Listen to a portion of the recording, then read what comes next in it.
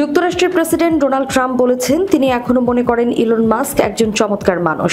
যদিও মাস্ক সম্প্রতি ট্রাম্পের প্রস্তাবিত $5 ট্রিলিয়ন বাজেট বিলের বিরুদ্ধে কড়া সমালোচনা করেছে। টেসলা ও স্পেস এক্সের প্রধান নির্বাহী ইলন মাস্ক শনিবার এক্সে এই বিলকে সম্পূর্ণ উন্মাদনা বলে মন্তব্য করেন এবং আশঙ্কা প্রকাশ করেন এটি যুক্তরাষ্ট্রকে ঋণের দাসত্বে ঠেলে দেবে এবং কোটি কোটি চাকরি নষ্ট হবে। তা সত্ত্বেও সিনেটে এই বাজেট বিল অনুমোদনের পথে এগিয়ে গেছে। সম্প্রতি মাস্ক সরকারি দক্ষতা বিভাগের প্রধানের পদ থেকে পদত্যাগ করেন। এরপর থেকে ট্রাম্প ও মাস্কের সম্পর্কের অবনতি ঘটে।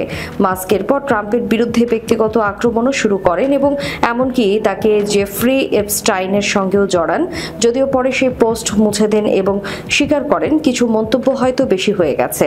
রোববার ফক্স নিউজে দেওয়া এক সাক্ষাৎকারে ট্রাম্প বলেন, আমি মনে করি সে একজন চমৎকার মানুষ। আমি তার সঙ্গে এখন তেমন যোগাযোগ রাখি না, তবে আমি জানি সে ভালো করবে। সে খুবই মেধাবী। প্রসঙ্গত, ট্রাম্পের বড় ও সুন্দর বাজেট বিল যুক্তরাষ্ট্রের ঋণের সীমা $5 ট্রিলিয়ন পর্যন্ত বাড়ানোর প্রস্তাব দিয়েছে। তবে মাস্ক সহ অনেক অর্থনীতিবিদ এই বিলকে অর্থনৈতিক আত্মঘাতী পদক্ষেপ বলে মনে করছেন।